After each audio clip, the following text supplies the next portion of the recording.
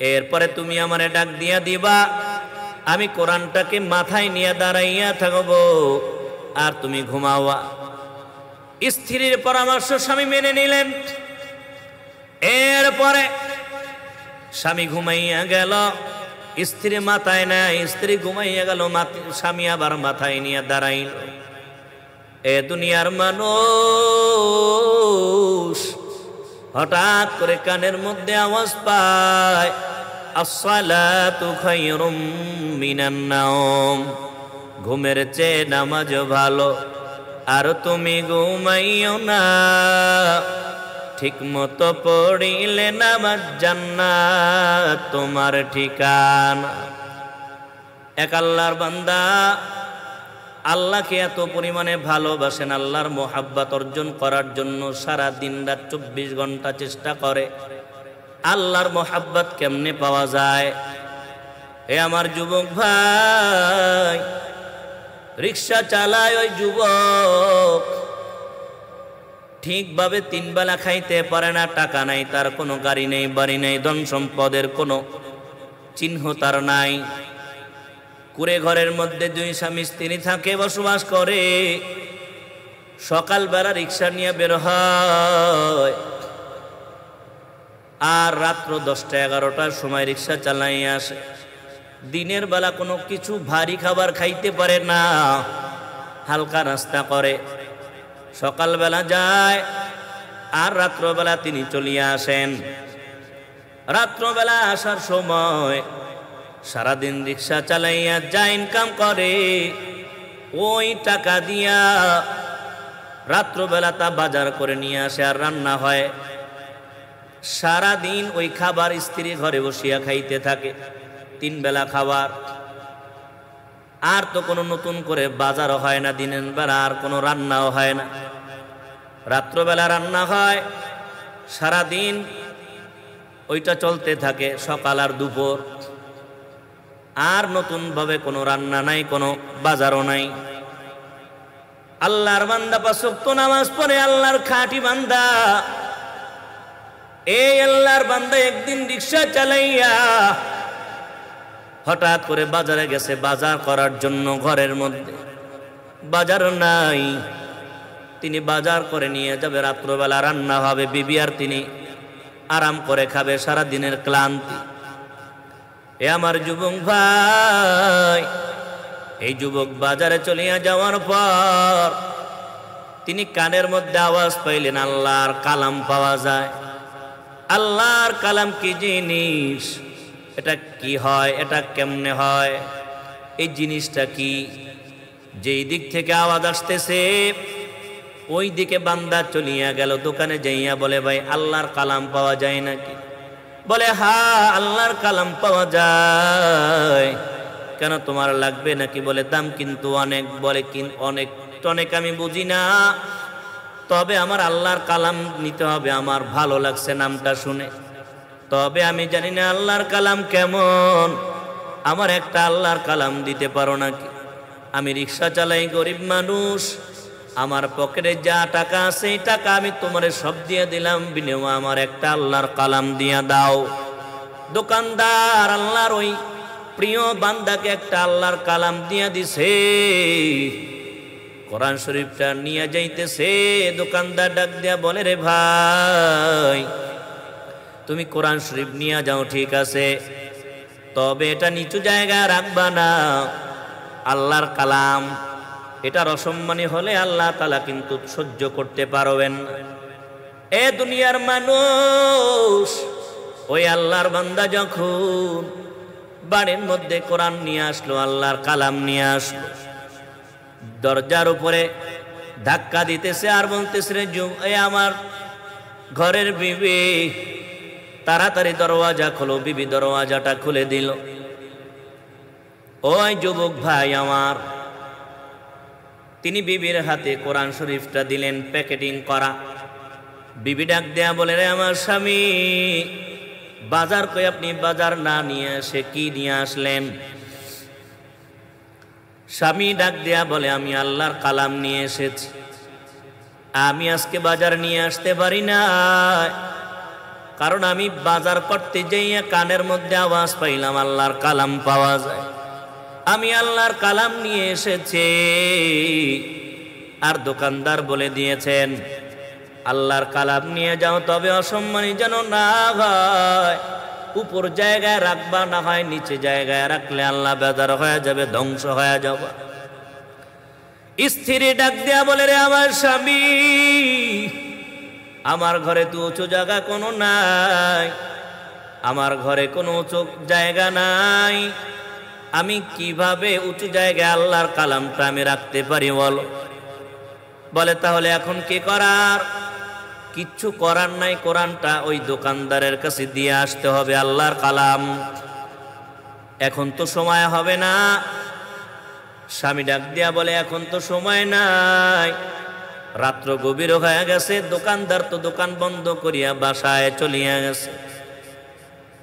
এ যুবক ভাই, এখন ওই যুবতী স্ত্রী ডাক দেয়া বলে, রে আমার স্বামী, আমরা পরামর্শ করতে পারি, আমার মাথায় একটা বুদ্ধি আসছে। স্বামী ডাক দেয়া বলে, ও আমার বিবি গো, কি বুদ্ধি আমারে বলো? বলে, আমরা কতদিন ঘুমাইলাম, কত রাত্র ঘুমাইলাম, আজকে না হয় আমরা না ঘুমাইয়া কাটাইয়া দিতে পারি। বলে, হ্যাঁ তাও তো হতে পারে, বলো কি করা লাগবে? বলে, আমি রাত্র দুইটা ভাগ করতে চাই, একটা রাত্র দুইটা ভাগ হবে, অর্ধেক রাত্র তুমি ঘুমাইবা, আবার অর্ধেক রাত্র আমি ঘুমাবো, অর্ধেক রাত্র তুমি মাথায় নিয়ে দাঁড়াইয়া থাকবা, আর অর্ধেক রাত্র আমি মাথায় নিয়ে দাঁড়াইয়া থাকব।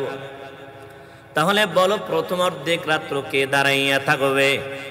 বলে, প্রথম অর্ধেক রাত্র আমি ঘুমাবো। বিবি বলতেছে, আমি ঘুমাবো আর তুমি দাঁড়াইয়া থাকবা কোরআন নিয়ে। এরপরে তুমি আমারে ডাক দিয়া দিবা, আমি কোরআনটাকে মাথায় নিয়ে দাঁড়াইয়া থাকবো আর তুমি ঘুমাওয়া। স্ত্রীর পরামর্শ স্বামী মেনে নিলেন। এরপরে স্বামী ঘুমাইয়া গেল, স্ত্রী মাথায় নাই, স্ত্রী ঘুমাইয়া গেল, স্বামী আবার মাথায় নিয়ে দাঁড়াইল। এ দুনিয়ার মানুষ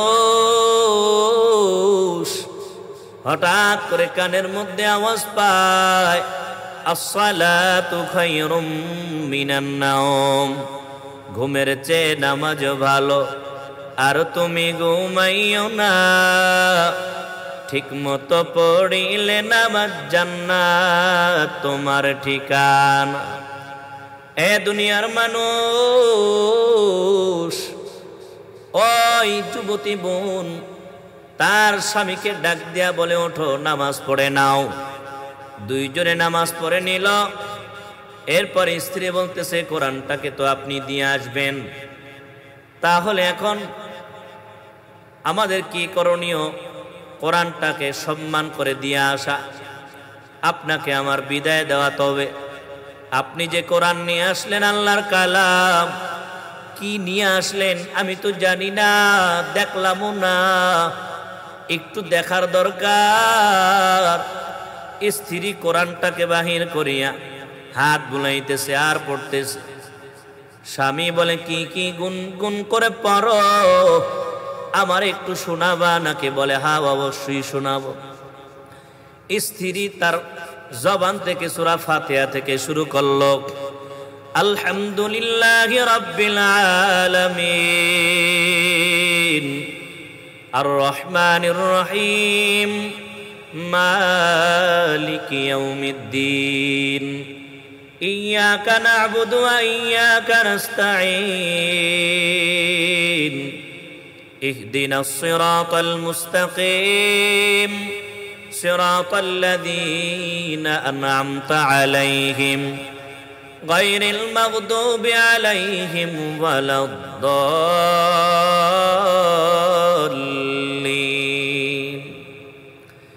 এভাবে পড়তে পড়তে পড়তে পড়তে সূরা নাস পর্যন্ত শেষ করে ফেল।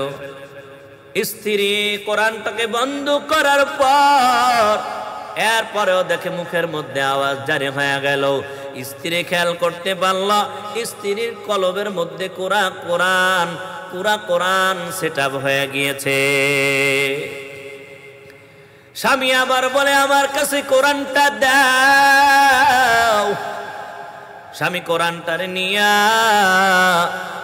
তিনিও সূরা ফাতিহা থেকে পড়া শুরু করল। আল্লাহর বান্দা পড়তে পড়তে পড়তে পড়তে সূরা নাস পর্যন্ত শেষ করে ফেলল। এ আমার যুবক ভাই, এই যুবকটাও কোরআনের হাফেজ হয়ে গেল।